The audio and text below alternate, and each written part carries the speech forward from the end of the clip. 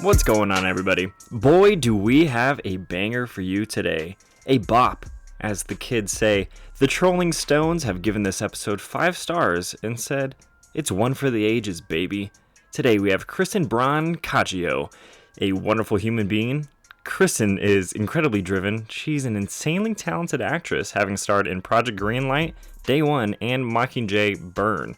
She's a working director and producer, having worked with HBO and SYFY. Kristen is killing it and has been an awesome friend and ally to me as I continue to navigate this entertainment industry. Before we hop into it, I want to give a little shout out to one of our reviewers of the week. All Saints 33 dropped 5 stars and says, "Love the honesty and transparency your guests have when they come on the show. You're asking some great questions." Thank you, All Saints. If it doesn't sound like I'm trying, just know I am definitely trying to ask some really good questions. Anyway, leave 5 stars and a review to be next week's Reviewer of the Week. Share this episode on social media, Facebook, Instagram, Stories, Twitter, and tag me at Nickolas Natali so I can have a conversation with you. I love getting to hear your guys' thoughts on each episode. Don't forget that these podcasts come out every single Friday, and I post on my YouTube channel every single Monday. Let's get to the episode.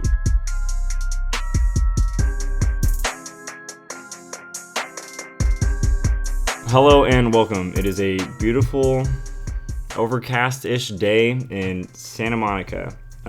This is the Nickolas Natali Show. Sorry. Okay, we got to restart. No, it's fine. This is the Nickolas Natali Show. I am your host, Nickolas Natali.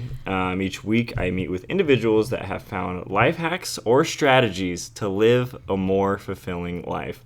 Today, we have a very special guest, Kristen I'm drawing it. You say it. Kristen Brancaccio. Brancaccio. No hate, but not that hard. It's not that hard. I'm just still learning how to read. Kristen is a director, producer, and every time I get the opportunity to brag about her, I do in conversation, even if it's not warranted. That's the honest truth. You should become a manager. I should. I'm thinking about it. Like, people are like, how's going out to LA? And I'm like, oh, I met this great director, and I always talk about you. So I'm honored. Great. So we're going to dive into your story. Straight into it. Okay. You lived on the East Coast. What were you doing there before the film career arose? I grew up in New Jersey. Dope. So that's why I was there.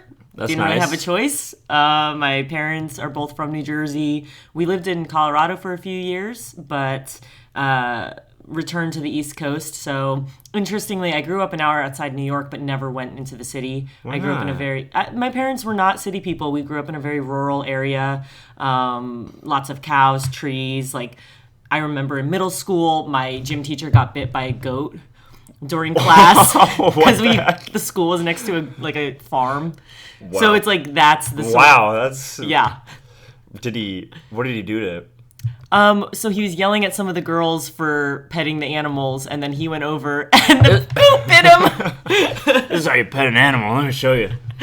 Yep. So you never got bit though. You came out. No, I did not, and I did not grow up on a farm. Like, I'm still not a huge, animals are fine, but I'm not a farm person. But I do enjoy open spaces, and sometimes I do miss being in a more rural environment. But I went to school in New York City. That's cool. Yep, Marymount Manhattan College. I studied acting and international studies. Oh, wow. So I used both of those majors, actually. Well, international studies was a minor, but I used both of those things in my career. Obviously, I work with a lot of actors, and I love to travel.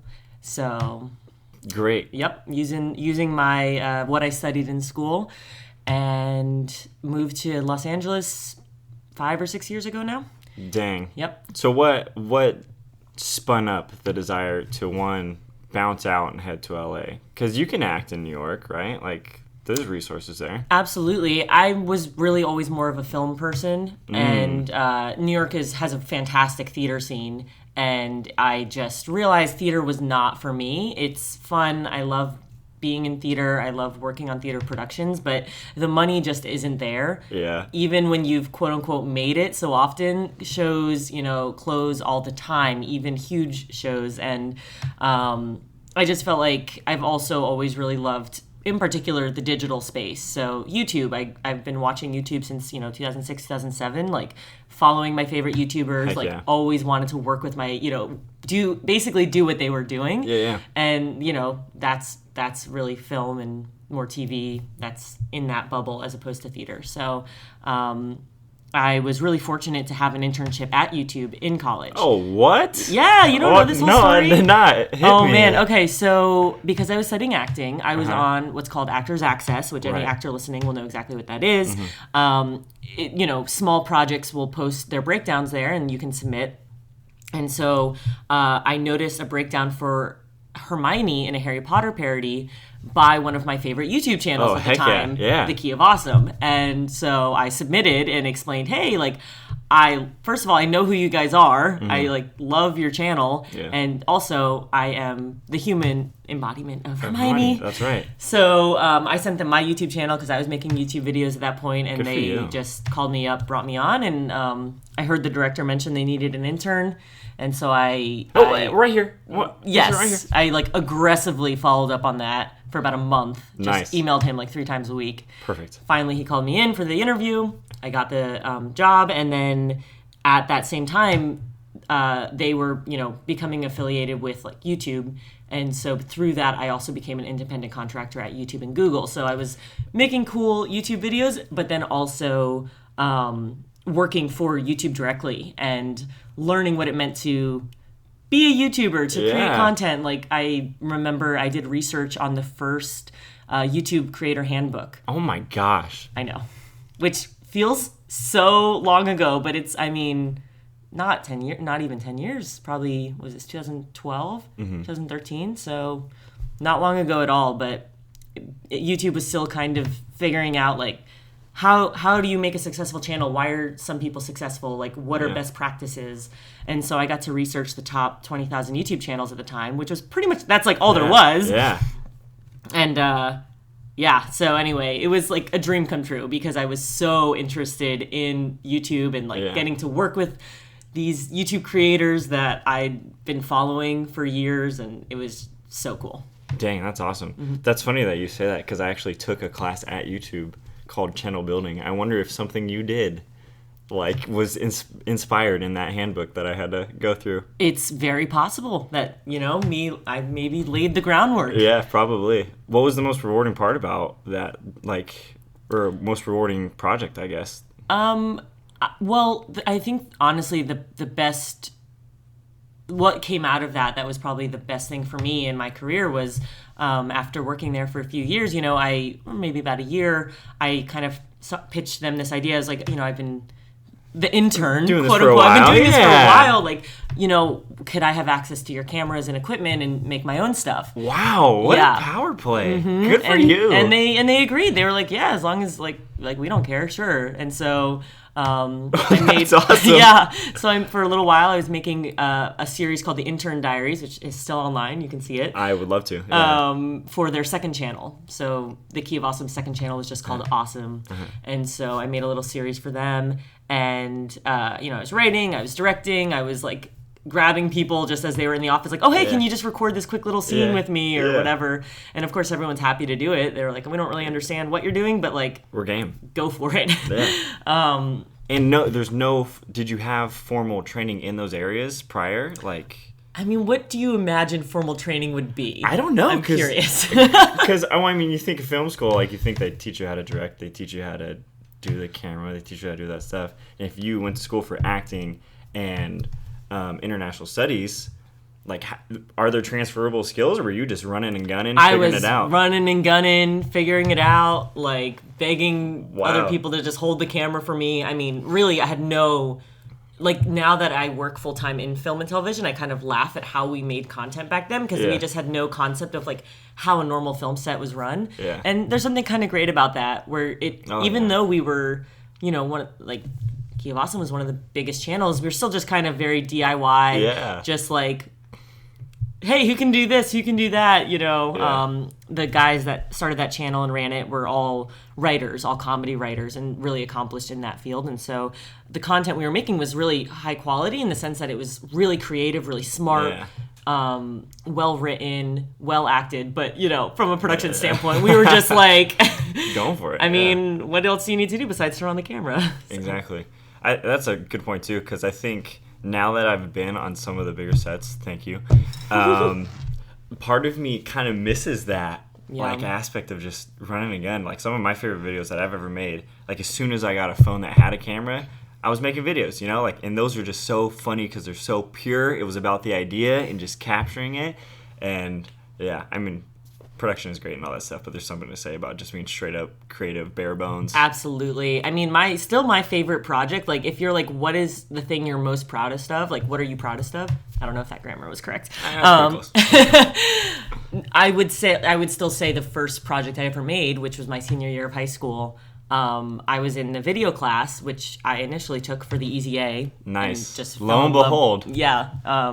Then realized like, oh my gosh, I want to do this the rest of my life. But I directed like a 40-minute remake of High School Musical, and it took me all year. 40 minutes? Oh my gosh. So the final video is literally 40 minutes long. Oh, wow. And it included like synchronized dance numbers. We got like our school disciplinarian to act in it. We got teachers to act in it, different students, like people that were like...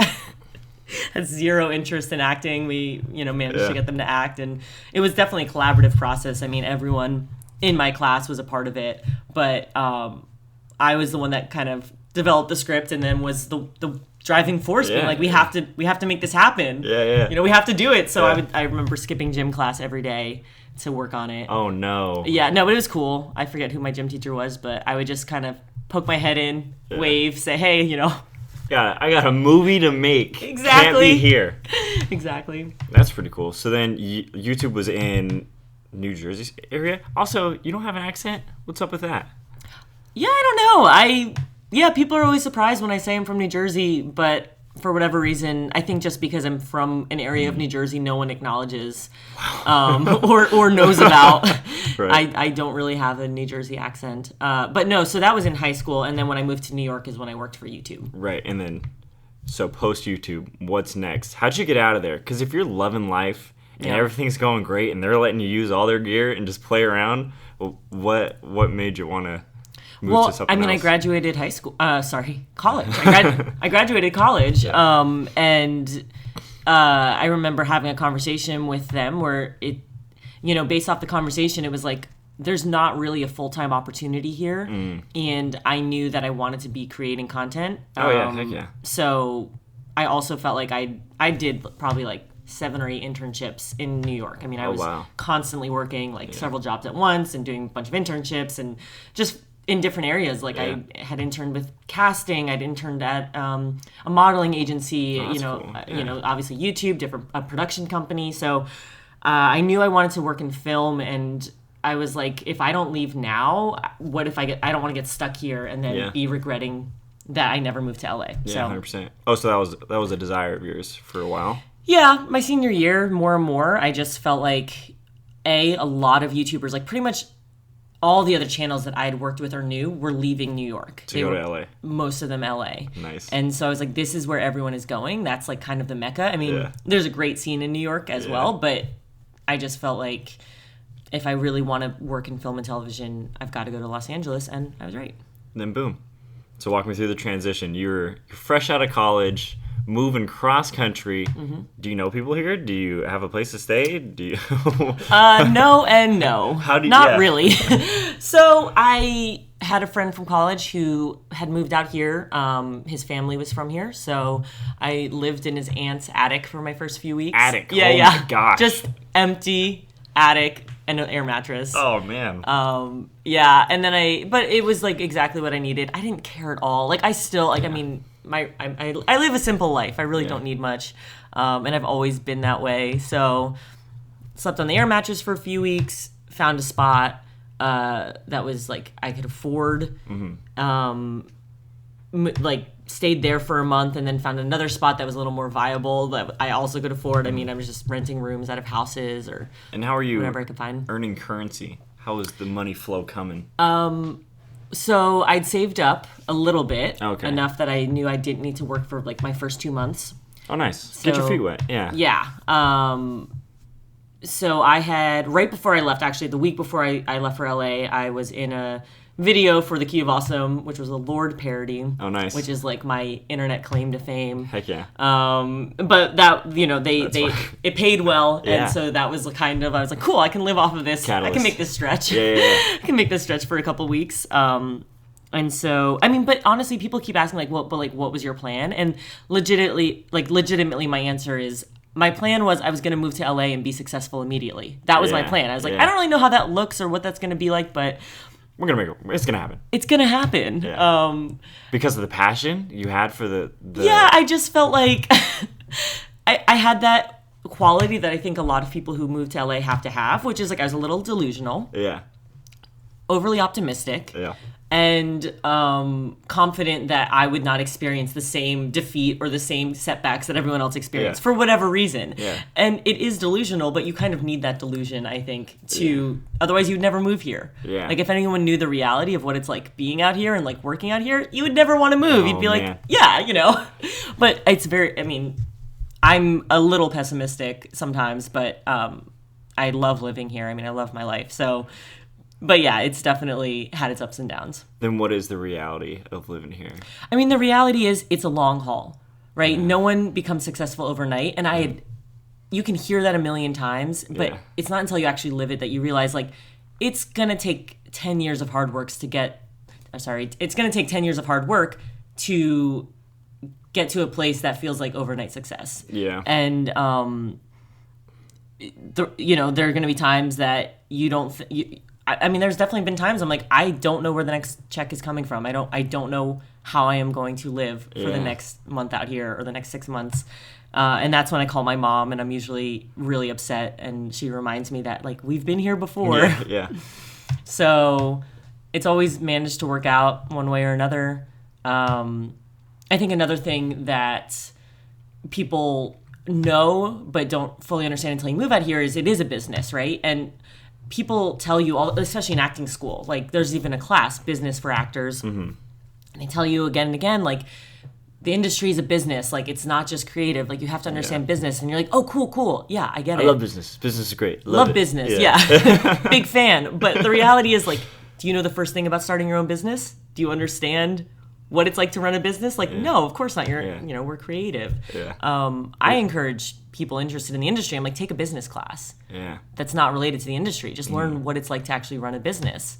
Because I'm freelance. I run my own business. I am my business. I'm a producer, and I'm also an AD, and I'm a writer, and I'm a director. I do all these things, and if I don't know how to correctly market myself, I'm never going to get work. Yeah, exactly. So it's the same for actors. But yeah, so I mean, the longevity and the business side are two things that it's really tough. And as a creative person, it can be really hard to learn these things and learn how to implement them correctly. Mm-hmm. It is about who you know. And so people take that to mean like, oh, I've got to go out and just network and schmooze, and that's how I get ahead. But I don't like no one likes feeling like someone's coming up and being trying to manipulated. Being fake. No one likes that. Yeah. And the reality is, though, it is about who you know. So how do you manage the two? How do you be genuine and create real relationships with people? I mean, that's a great question, and I feel like that's it. It's all about building a community, right? Intentionally putting yourself into places that you're going to build a positive community. I mean, there's so many different communities out here of filmmakers, of people working in TV, film, digital, commercial, music videos, and I've been in circles where I'm like, I don't like the way everyone here operates. It feels really false. It feels dishonest. Oh, my bad. Wait, it said time to move the my car. I have to move my car. Oh, fine, but no, we're good. Okay. It's Sunday. It's Sunday. Yeah, we're chilling. That's another that is okay. I scratch everything I just said. The worst thing, the hardest thing about living in LA is figuring out how you're going to pay all your parking tickets. So true. I've spent thousands of dollars probably in parking tickets. I don't even live here, and I've already gotten a $400 ticket. I was like, what the heck? Yeah, no, it's awful. And the majority of them are just like being parked in front of my apartment. It's ridiculous. Yay, street cleaning. I don't even remember what I was saying. I'm sure it was really insightful. It was really insightful. Building communities. Yeah, building communities. Yeah, so that's the answer. Like, finding people who are interested and passionate. So when you got into a community where you're like, I don't really like how these people operate, man, was it personality based, or was it how they conducted themselves in like a moral way? Like what they create wasn't moral? That's an interesting question. For me, it's actually more how you operate as a business person. If I don't agree, if I feel like you're being dishonest in the way that you, because I work predominantly on the production side, if I feel like you're being dishonest or just operating in a way that I don't agree with in terms of how the money is distributed or how you're paying people or how you treat people. I mean, obviously, for me, it's like it's important that you treat everyone with respect, and I've seen people, because there's a lot of money in this industry, and I've seen people really mismanage the money or straight up, in my opinion, steal money from productions in a big way, and or distribute the money in a way that I'm like, that doesn't feel correct. So obviously it's a business. You want to make sure that you're being successful. Like if you have a company, you need to make sure that you're taking care of your employees, taking care of the business side, but there is a correct way to do it. And I know I'm not alone. Like a lot of people I know who work in production have had experiences like these moral conundrums where you're like, this doesn't feel right. When do I speak up? When do I just say I'm distancing myself? I'm not going to work for this person again, these sort of things. So it can be difficult, especially when you're like, I just really need this job right now. I just need this gig. And if you're like, wow, I really don't agree with how this business is being run, it can be hard to walk away. But ultimately, for me, I'm like, I know what's right and wrong, and I try not to compromise on that. In terms of the content being made, look, the reality is like, what's going to sell? Like, action sells, like violence sells, and you get into these interesting, I don't know, I have what's that? Predicaments? Not predicaments, but I'm like, what is the content that is being made? What is the message we're sending our young people? And it's interesting, there might be jobs that I'm willing to work where I'm like, for me, it's more important like who I'm working with and the way the business is run. Got it. And if the final product is something I'm like, I don't think this really benefits the world in any way, or I don't maybe agree with the message of this product or not product or video, whatever it is. I mean, I work end state, final result. Yes, totally. Sometimes I'm like, well, ultimately it's a paycheck. Yeah. There's definitely some things where I'm like, I disagree so strongly with this that I don't want to work on it. Yeah. But for me, more often than not, it's more from who I'm working with and the way they operate, and that's what can turn me off to wanting to work on a project. Sorry, I just knocked the glass, and I want the audience to know that wasn't Nick. That was fully me. Nick is a professional. He would never... Right. I would never slam my glass down. That hasn't happened in any of the podcasts. Man, that's where I slam it again. The reason I bring it up is because the other day I really liked the people that I was working with, but they didn't ask me to, but they were like, you're going to be in this, and your line is going to say something that I wouldn't be comfortable saying normally. And I was like, how about I say a different line? And I wonder, have you been put in any of those situations where it's kind of like on the spot, like in front of a production, where it's like your morals are kind of in flux there? As an actor, I think that can be a tricky thing. Yeah. I'm trying to think, I do remember I worked on a music video in college where I was acting, and they were like, oh, hey, we are doing this locker room scene, and it's shoulders up only, but, can you just, like, take your shirt off and put a towel on and whatever. And I was like, I really don't feel comfortable. Like, that's just me personally not wanting to be seen in a towel like this in this shot. And that's just a personal thing. And, like, if someone else...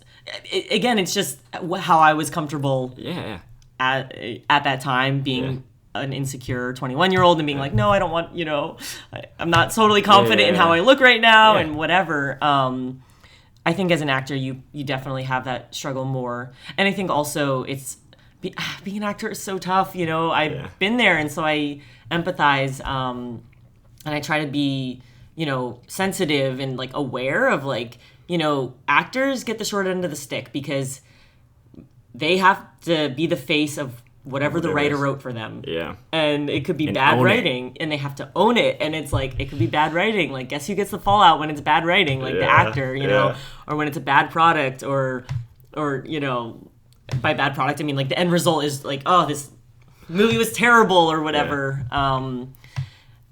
Ultimately, I try to be sensitive, like, everyone comes from a different place, and if they're not comfortable with something, I'm going to always be sensitive to that. But the reality is, again, right, this is a business. It's like we're all here like trying to make a thing. We have to, have deadlines, have everything. Yeah, we've got, especially for not speaking about like independent projects where you're just like, oh, we're a group of friends, where it's like we have, this many hours today to make our day, and to, this is our budget and we can't go over, and it's like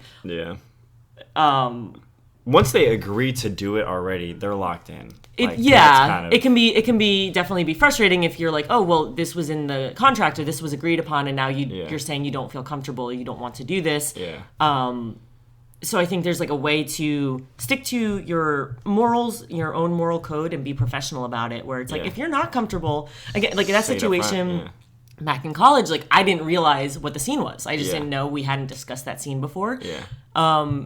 And maybe, I don't know, I mean, it was at the start of my career, I might not have voiced my concern right away, even if I had known ahead of time. I wasn't, but once it's just a business. It's like, I don't, like as a producer, I don't care if you're not comfortable with something, just let me know ahead of time so I can make sure I'm fixing it ahead of time.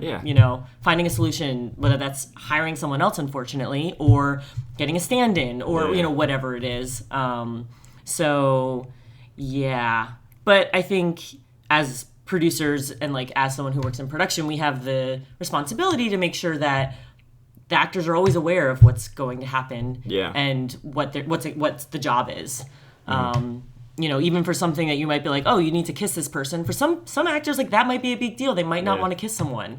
And you just have to like be aware, let them know ahead of time what the job is, what it entails, and then there's no surprises. Yeah, exactly. Because then they're locked in. Do you think? I think I haven't seen it as much being out here as I thought I would, but people think the industry is corrupt. They always say Hollywood's corrupt, Do you agree? Do you think Hollywood's corrupt in any capacity? Like in what way? Like the way that the money flows, or like the type of content that's made, or how things get made? I think it's probably both, right? Like the main stereotypes I get is like, oh, they just did that for money, or like... Oh, which I mean. Well, I mean, to which you gotta survive, but to which I respond like, yeah, no, duh. Yeah. The reality is like there are most things that get made to sell. So because being creative doesn't pay the bills itself. You can't just be creative. You gotta have something that people are gonna be interested in. Yeah, and if you feel like, I mean, now more than ever, there's something for everyone. Yeah. So if you feel like there's something you want to see, put your money where your mouth is, pay for the content you want to see more of. Because if a movie does really well, if a TV show does really well, executives are just going to say, cool, we want more of this. Yeah. Fast and Furious, come on, there's 8 of them, 9 of them, like, jeez. People like, fast cars and cool people driving those fast cars. It's going to sell. Yeah, more of it's going to come. So you came out here, came to LA, started grinding. You were doing acting. I actually kind of want to hear this experience. This is just a personal question. Okay. You were a PA for some time? Yeah. What was it like? Was it humbling for you? Because it's humbling for me. Sometimes. Okay. Sometimes. I mean, I don't know. PAs work really hard. Mm-hmm. So it just felt like hard work. And I love hard work. So I enjoyed it. And that's a great way to make connections. Mm-hmm. I was really fortunate that, my first year out here, I met a music video producer who she produces music videos, commercials, a lot of things, and she really took me under her wing and that's great. Brought me on set all the time. And I learned a lot about production from her. I learned a lot about how things get made. Mm-hmm. And so I've PA'd for her many times, and then, really fortunate that I eventually then produced for her. And which is pretty cool. Yeah, super cool. So it's all about working your way up the ladder. And so there were times after that where I had to go back to PAing. I'm like, I have to pay the bills. Yeah. This feels like such a huge step back, but I mean, that's how you build a network. That's how you meet people. That's how you grind. So, yep. And I think, here's another question for you. Some of the people that I've met, it feels like they're stuck in being just a single thing. I won't just say PA, but for example, they're stuck being a PA, but they want to be a writer. They want to be whatever. And you've made it out of the PA realm, it seems like. I mean, who knows? You might have to go back. But yeah, if the bills don't get paid, who knows? Like, that's why I treat everyone really well, because never know when that PA on set's going to be your boss one day. Like, seriously. You do a good job of that, by the way, of treating everybody with respect. I've seen some people that I'm like, why would they talk like that? Anyway, that's beside the point. What would you say to get out of just being stuck in a role and being able to pursue your creative things and make it an occupation? Like, make producing your main thing, make directing your main thing. You have to show people what you're capable of. And so if you want to direct, you're stuck being a PA and you're like, all I want to do is direct. You have to get out there and direct something yourself. Got it.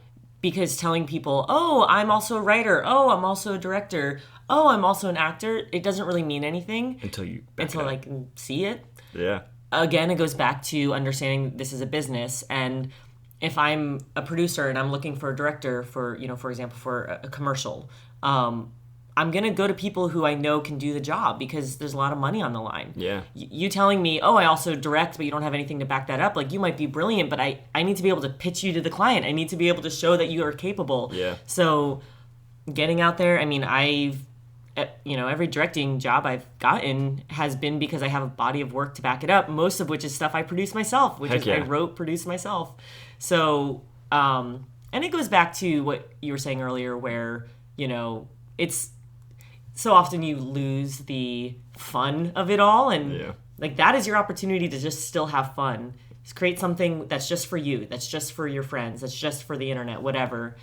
And the people that I've worked with on the no budget jobs, on the self-funded projects, they're the people I bring with me on the funded projects. Yeah. And I still there are still things I'm like, I want to be doing and I'm not getting those job offers. And it's like, okay, maybe I need to go back to square one and create some more stuff. Create something new, put the money in, Go all out. Yep.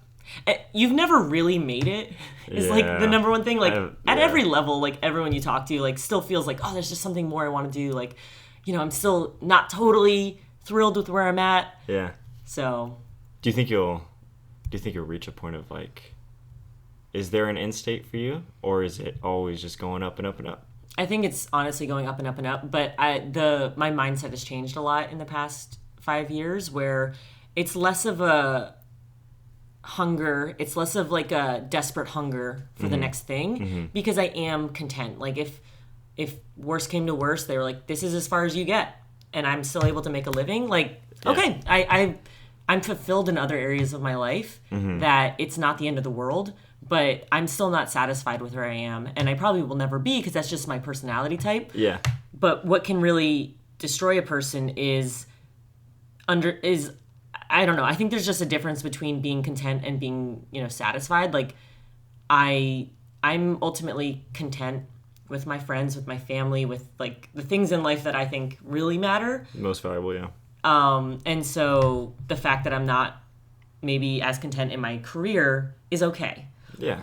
The danger is when you're not content with your life at all and you are, I don't know. It's just all about perspective, right? And it's all about balance. Yeah. So I forget what the question was.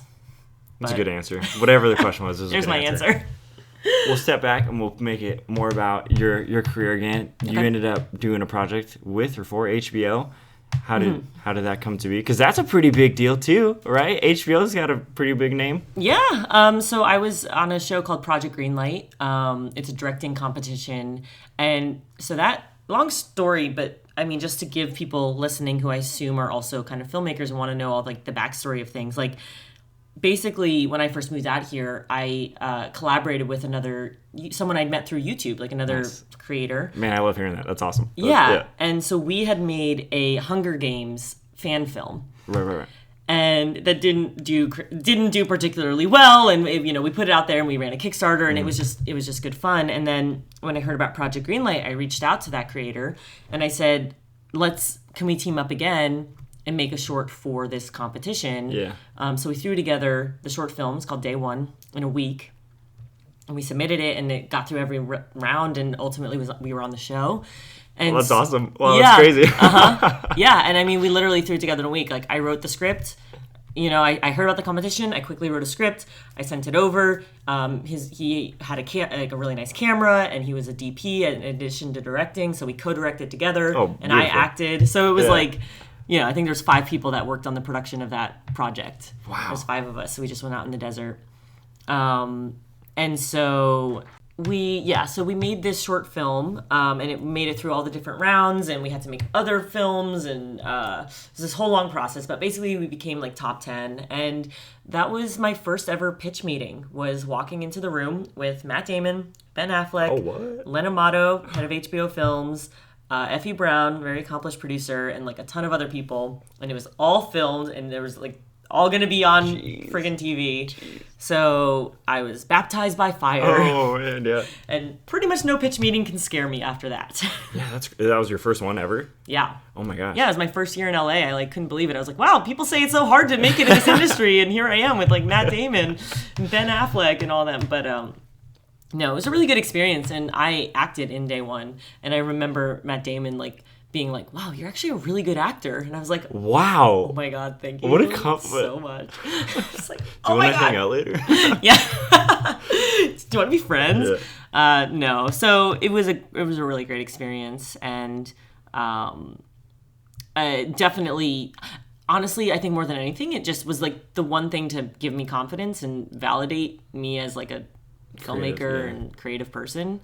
So at that point, like a lot of things happened after that were really good for my career that weren't directly related to it. But I think I just was like, I didn't have fear anymore. I wasn't feeling that I was, sorry, I don't know how to basically explain it, but there's always like that self-doubt. Yeah. And after that experience, I didn't have that self-doubt anymore. Oh, that's great. And so that's gonna make you a more attractive person to hire as a producer. It's confident. Yeah, you're just confident. You feel like you kind of know what you're doing, and I didn't fully, but I felt like I did. Yeah, that's right. Do you ever experience imposter syndrome today? No.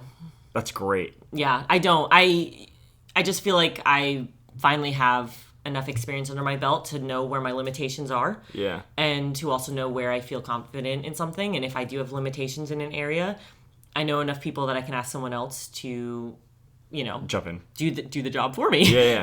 Like I'm not a DP, and I'm not super knowledgeable from a technical perspective, and I have no shame in asking DPs for advice and asking other creatives that I know for their thoughts or help on something. That's good, because I heard recently somebody was complaining that there was a director that didn't.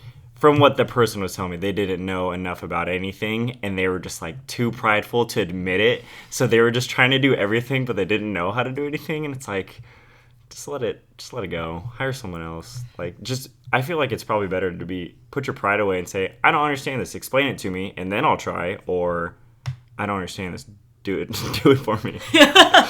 Yeah, I mean, there's definitely been times that I feel like, for example, the SYFY project I just did was, I had to storyboard the whole thing. I'd never really storyboarded before, and I was like, wow, I don't really know what I'm doing, but I'm just gonna do what I think, is gonna best convey my vision and is gonna help me solidify my vision to communicate this to the rest of the team. And so ultimately, I'm sure I'll just continue to get better at that aspect. Yeah. But it definitely was a moment, I definitely felt like, I don't really know what I'm doing, but you just got to go for it. I asked some people for their thoughts or, get feedback on it. Get feedback, not on the storyboards directly, but on the role they play. Yeah. What is most important about them. Why the heck we have them. Why do we need them? How can they be useful, basically? So SciFi, another big deal. That's pretty crazy. Thank you. Was that another thing where you pitched, where you said, hey, I think I can do this for you? Yeah, they had open submissions. Okay. It's so, for those who don't know, SYFY, I guess by the time this comes out, maybe the pilot will be out. Are we allowed to say the date? I don't want to say the date in case it changes, because it's still very tentative. But SYFY basically made their first digital pilot. And so it's a show that would only be online, only streaming, and I come from a digital YouTube background. And, yeah, perfect. They had open submissions, and so I submitted a pitch. I, basically just broke down like my vision for the show, and they picked myself and two others and gave us each a little money to make like a pitch trailer. Yeah. And then, based off that, they chose me to then go make the pilot. Let's go. So and Nick worked on it. So you tell me, what was your experience? Oh, it was great. First off, Rebecca, who is co-producer, is that the correct term? Co-producer on this? No, she's the producer. She's the producer on this. I mean, yeah, I wrote and directed and certainly helped with producing, but I mean, she's the line producer. Rebecca told me the other day my scene got cut. What's up with that?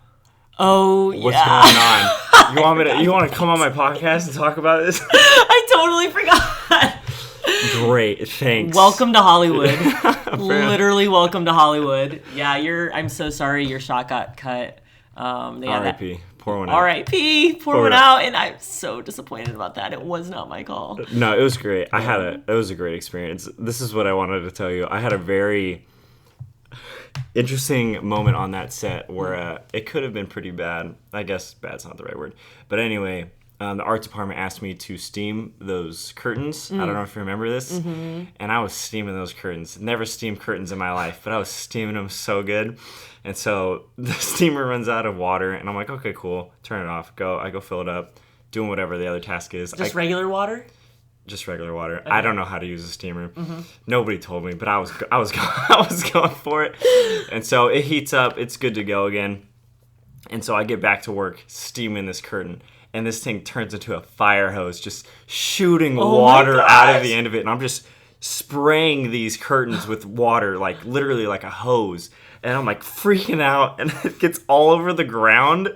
I don't know where you were, and I'm happy that. Yeah, I missed this one. Missed this one totally. It gets all over the ground everywhere, and I'm like, and nobody's really reacting to it. Like the people in the art department were kind of like just brushing it off, and I was like, "There's water everywhere. We need to clean this up." And then someone goes like, "We don't have any paper towels." And then I flipped, and I was like, "There's no paper towels on a set. This is just a mansion. Come on." And so eventually everybody cleaned it up, and they were like, "Where'd all this water come from?" And I was kind of like, walk away. Well, I'm pretty sure you're supposed to use distilled water for steamers as well. So that's... Thank you. Thank you. Now I can know for the future. Anytime I got to steam curtains. Yep. Well, live and learn. That's what being a PA is all about. That's right. So that was my experience on set. Yeah. But it was great. I had a great time. I loved it. Okay, so I don't know where this fits in the timeline, so I'm going to ask you straight up. You've traveled. Yes. For film or for fun? For fun. Okay. Yeah, I am the AD on a food show that travels all over California. What? So yeah, That's cool. Yeah, super fun. But yeah, internationally, I just love to travel, and so I do that, for fun. Nice. Mm-hmm. Did you live in Ecuador for a while? I studied there my senior year. So, for a semester of my senior year, I was in Ecuador. I found a program. It wasn't really through my school. I just found it on my own.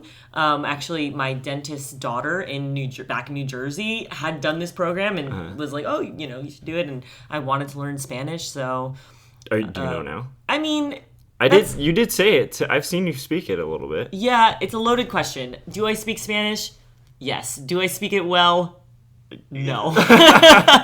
It's I can communicate the basics basically, and like the longer it goes, like when I was in Ecuador, I was pretty much fluent by the end of it, but unfortunately I've forgotten a lot. Came back and didn't talk in Spanish. Yeah, but I get to use it out here a fair amount. It's Los Angeles, so whenever I get the opportunity, I bust it out. Use it. But yeah, so my senior year, I took time off from YouTube and my job and got my school to agree to let the credits transfer. Oh, that's dope. So I went to school in Ecuador for a semester. All the classes were in Spanish, but it was a that's cool. very tiny school, very small, and it was geared towards international students. So all the professors, even though it was all Spanish, they did speak English too, most of them. So it was that was a very formative experience for me, and definitely, ignited in me like a love of travel. But my dad is a world traveler, and so really? I grew up hearing all of his insane stories. Like he, bike rode through Europe and hitchhiked across Africa. Oh, wow. And, all in his 20s. And so I grew up thinking that was pretty normal. Like you graduate high school, maybe you go to school, maybe not, but you definitely go travel the world. Yeah. See what's out there. See what's out there. And so I definitely get my love of travel from him. And he and I actually went to Ecuador together in 2012 and traveled around there for 2 weeks because I knew I was going to study there, and he was like, I want to check it out. He'd actually never traveled much in South America. Of course he hopped on. Of course, The world traveler, of course he's hopping on. Yes, absolutely. So that was a really great experience, and I just have a lot of love for Ecuador and fond memories. And so since then, it can be expensive. Oh, yeah. It is expensive. Yeah. It's my first few years in LA, I didn't travel at all, but you're focusing on other stuff. I was focusing on other things, but the opportunity came up in, I want to say 2017. The opportunity came up to travel to Japan. Oh, what? With some friends. And so I was like, oh my gosh, I was like, yes, let's go. And so ever since then, I've done 2 international trips a year. So, a year? And you plan them out just to do them? Like, just to see the world? Yep. So I have a few friends who are also really into travel, and who live internationally, and so I'll plan my trips around them and that's great, around where we want to go. So this year, I just got back from Mexico, but that was more of a vacation. That was a true vacation. Got it. Spent a week in Mexico, and then the trip before that, I went to France, and I rented a car with my friend. She met me in Paris, and we drove down the coast. Oh, that's pretty. And just stayed in little town after little town. Made it up as we went. We drove into Spain, spent a few days in Spain, and so just truly road tripping it. No plan. Yeah. Neither of us spoke French, so it was just. But one thing that we're both really proud of is when we didn't know the French word, we would substitute with the Spanish word, and I think we both kind of spoke French, the little French we know, with a more Latino accent, Latina accent, Latin American accent rather, and so people would think we were from Spain. Oh, that's nice. Which I was like, edge. yes, yeah, incognito. Yeah. No one knows we're Americans. I'll take it. Do you have any? Let me see. What's the best trip or best tip for traveling? While you're traveling, how do you make it a good trip? Do you spontaneity? Is that where it's at? What's the plan it through? It honestly just depends on what you want. I really love. I've done. I did do another trip actually in college. That was, we were staying in hostels. We were in. My friends and I went to England and France, and that was grubbier. Staying in hostels, staying with friends, I couch surfed. Sorry, Mom. What was your couch surf experience? Because I have as well. So yeah, no, it was totally fine. Totally fine. Just you check the reviews, make sure the person has done it a lot before. Yeah, not crazy. Yeah, not crazy. But I would say maybe stick to the Airbnb hostels. Airbnb Even hostels they can get expensive. And some of them. Have you had any bad hostel experiences? No, actually, I've been relatively lucky. You're blessed. I stayed at this hostel that was 24 people in a room, and this one guy was just so sick, and in his underwear, tidy whities, just and just sprinting in and out of the room, just light in, light out, light in, light out, and we're like, what is going on? And it was horrid. Yeah. Where was that? That was in the Netherlands.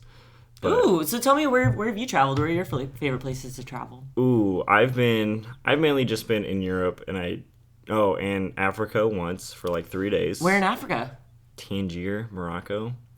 Why? But I'll say something that is, I've said this on the internet before, I'll say it again. I am not good at geography. Okay.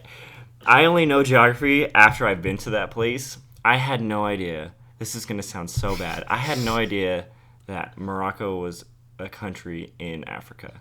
I had no clue. Where did you think it was? I didn't know Africa had sub-countries. I thought Africa was Africa. It is just so embarrassing. But that is the truth. And people are like, Egypt's in Africa. And I was like, what? I thought Egypt was just Egypt. Like, what the heck? And see, that's a reason to travel. You learn a little bit. I can't, you know what? It's like, I could judge, but I'm not going to. Because you. I'm just going to say the public school system failed you. I don't know, did you go to public school? I did. Yeah, failed you, I guess. Failed me.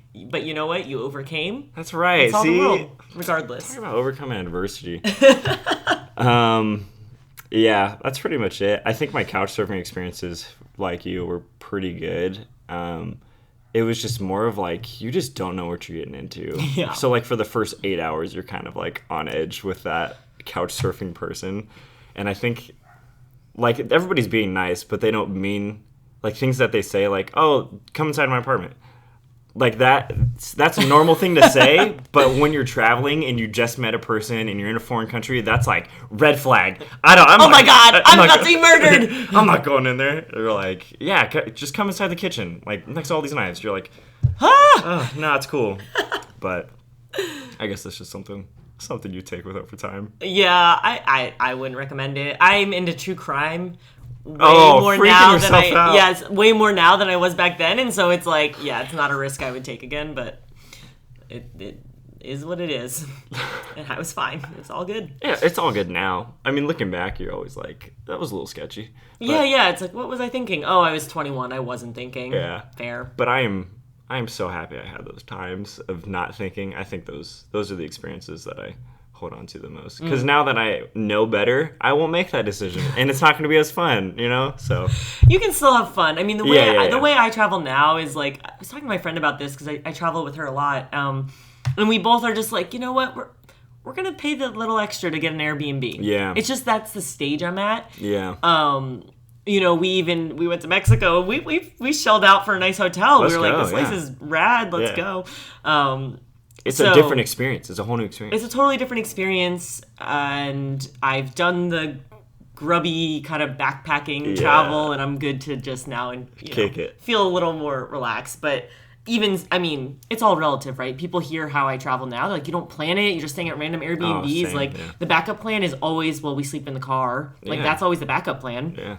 Nothing wrong with that. And I think it's a good one, but people are like, oh my God, how do you deal with that uncertainty? But it also depends on where you're going. Yeah. And who you're with. Who you're with. Yeah. A lot of factors. I've never had to be the planner of a trip, and I think that's why I like it. Oh, yeah. I think other people have always planned the trip, and I'll show up when it goes. But the last time, me and my friend that went were both not planners, and it was kind of like that. And we were so dumb that we booked a new place every single night and didn't chill at all. Which is like, you gotta get there by 6, get out by 11. Get there by 6, get out by 11. It's just like, oh my gosh, like you're just going, and it's so dumb. But you got to do a mix. You've got to kind of decide, okay, we're gonna spend 2 days here. This place is cool. Exactly. Just need to relax a little. Yeah. Kind of have an outline, I guess is a better way to say it. Yeah. Okay, before we go anywhere else, you have a nonprofit that I want to hear about. We're switching gears. Okay. Wow. Yeah. So it's not my nonprofit. I didn't start it. Okay. So I volunteer as a teen mentor through a program called Impacting Hearts, and very small program. So I've been doing it since I moved to LA, pretty much 5 or 6 years now, and the various people have kind of been in charge, and so it just so happens that the person who was in charge stepped down in December, and so myself and another volunteer decided to kind of step in and lead, in the hopes that someone will this will be their job. They'll come in on staff and take over all these responsibilities, but ultimately it's just something we're both, like, all of the volunteers were just so passionate about it. We mentor teenagers who are at risk, majority who are in foster care in group homes, or staying with foster families, or who have been in and out of the system or impacted by the foster care system in some way. And so it's just, I love it. If you told me 10 years ago I would be, mentoring teenagers, I would have been like, absolutely not. Yeah. But I really do enjoy it. And it's cool just meeting, people from a walk of life, from a background that's so different from my own. And I've had to learn that, like, I just need to be there willing to learn, as opposed to feeling like I need to show them the path or show them the way. And like, I'm an older sibling, I'm kind of bossy, so like, not overly so, but I like, telling people what to do, and you kind of just can't do that. You kind of just have to be willing to figure out, be patient. Who are these students? Like, what is their life experience? Like, how can I help them? Like, what's the best thing? And sometimes it's just shutting up and listening and being someone there to listen. Sometimes it's more practical, like helping someone apply for a job, or And those are valuable things. Life skills. So it's really just whatever each student needs, and every person's unique. And I'm really excited that I'm finally at a place in my career where I can start bringing my kids on set. And so I think you met a few of them on the SYFY project, but. So I just want to do that more and more and get them work experience, because that's ultimately the goal, right? Is for them to, because the reality is in LA, like a third of students in foster care who age out, they end up in prison. A third end up on the streets. So the odds, and only 3% graduate from college. Jeez. So the odds are very much against them. So it's like, I think the practical needs are the most pressing. It's like showing them, like, you live near the film industry and no one has given you this opportunity. You just don't have an in. Yeah. So it's like, I'll be your in. Like, look at all the different jobs opportunities there are. And you don't have to go to school for them. If you're if you're someone who's like not into college, like, you definitely don't need a degree. And there's just so many different opportunities, something for everyone. So that's something I'm really passionate about, and something I think Rebecca, my producer, who on Expiration Date, which is the sci-fi pilot that we worked on, she's also really passionate about, bringing people up and helping people get work experience. And so it was really cool. I was like a little nervous. I was like, hey, so I know you're the producer, but there's a couple of PAs I want to bring on. They're not experienced at all. They're 18, but they're great. They're willing to learn. They just don't know anything. And she was totally on board, and it was an amazing experience. Yeah, and they were great. They were hard really workers. Cool. Yeah, they were hard workers. Got right after it. Why is it important to you to continue to do that? I think it's just that element of, like, I think it's partially about, giving back, and I guess it's mostly about that. It's something I really, truly do enjoy, and it's sometimes really difficult and really hard, but I think I owe it to I just feel like I have, like, a sense of, like, I've been blessed in so many different areas of my life. Yeah. And yes, I've gone through struggles, and yes, I've certainly struggled in Los Angeles and in my career, but on the big things, it's like, I feel like I've been given a lot of tools and how to interact in life and how to handle, conflict and all these skills that I'm like, it's a waste if I hold on to all these blessings and all these, life skills that I have. Like, who can I share them with? And so, and certainly, like, the more I progress in my career, the more that desire just grows, like, to bring others up in some way. And this is just a program I just, like, through happenstance, happened to become a part of, when I first moved to LA, and I was, like, struggling myself. I'm like, how can I be helping others? Like, I don't even have a stable place to live right now, but it gives you perspective. And it goes back to, like, feeling of, like, fulfillment and contentment that can be really hard to get, and you're not going to ever really get it from your career. So you have to find other ways to be fulfilled, and for me, I think giving back is, like, the best way to do that. Yeah, that definitely makes sense.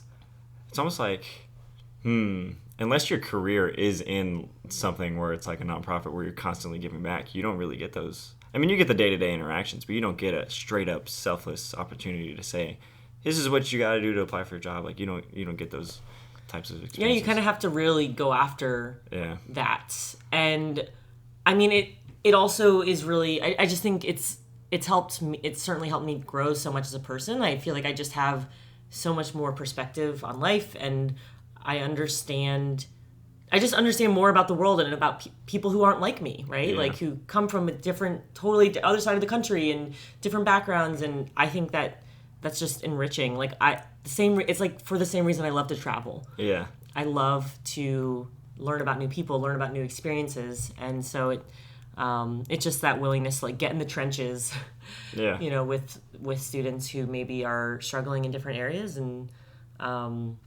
it's not always been easy. Like there's definitely been some really, you know, hard times, and it's really challenged me as like a leader and as a person and all that. But ultimately, I think that sort of challenge is good to have in life. So absolutely. And I think you're touching on a great point of interacting with people that you're different than or have had a different background in, because typically, I don't know I'm generalizing again, I hate it, but like we're drawn to people that we have similarities to. We hang out with people that we have the most in common with. We hang out with people that we have the same mindset as, and like it's more difficult to find a time to show someone else love that you don't have that background with. So I think it's pretty cool that you're getting to volunteer and meet those people, and that's probably one of the biggest problems we see in interactions across, at least in our nation. We have a hard time having a conversation that has a different background as us. Like, for example, I was on a set the other day, and this girl just went off about her political stance, just crazy out of the blue. And, you know, I don't know if this is the best decision on my part, but I refrained from talking about it because my stance disagreed, but I wanted to be able to show that person love and build a relationship where I can eventually, you can listen to my opinion and I can listen to your opinion and we can still be friends. So I think that's pretty cool that you're doing that. Yeah, thank you. I would definitely encourage anyone listening there's just so much need in the world, and everyone, I feel like, is going to be passionate about something, and find the thing that you're passionate about. Is it the environment? Is it animals? Is it, I don't know, volunteering at a soup kitchen? Like whatever it is, like, I think you're gonna, I just feel like, you know, acting on that impulse it just builds empathy. And if you want to get into like on a broader scale, like what I think is wrong with like the world at large right now, it's that like people don't have empathy. Yeah. It's really hard to have, and you're only going to gain it if you really work at it. So, you know. Or if your friend is going through something, and then you can actually relate to the whole people group that thing is affecting. Yep. So I think you're dead on. Okay, let's wrap it up with a life hack. What is the life hack or strategy for moving to LA and making something of it, making it happen? By life hack, you just mean like advice? Maybe? I think it's supposed to, I don't know what a life hack is really, isn't it? Yeah, I mean, I feel like a life hack is like being like, oh, you don't need to replace a razor every time it gets dull. You can use a pair of blue jeans to sharpen it. Exactly. I need something to brand, so I feel like life hack was a niche enough market. Okay. Sorry, yeah. No, I'm totally No, you're right. No, you're right. No, I love it. I'm with life you. Hacks. Okay, I mean, honestly, life hack, like your experience is just going to be so much better if you really pay attention to parking signs. And every time, take a photo of them every time you park somewhere if you need to. So you know, set an alarm on your phone. That's what I do now. Boom. Life hack. Yeah. It'll just save you a lot of stress, especially when you're first new here and maybe don't have a ton of money, and you certainly don't have money to be wasting on parking tickets.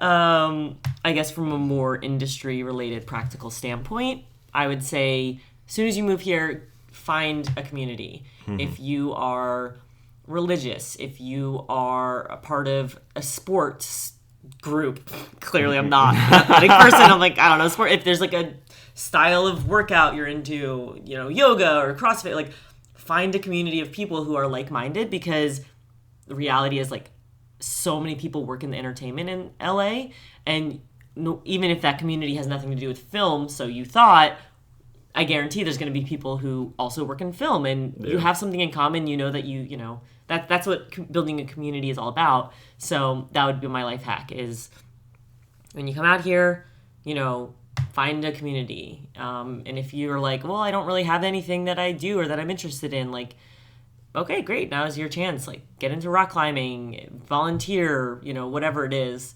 And that would be, I think, the best way to get a start is through that personal connection. You heard it here first. That's the life hack. There it is. All right. Well, thank you, Kristen, for being on the show. I want to acknowledge you. I'm going to say some compliments if you're ready for them.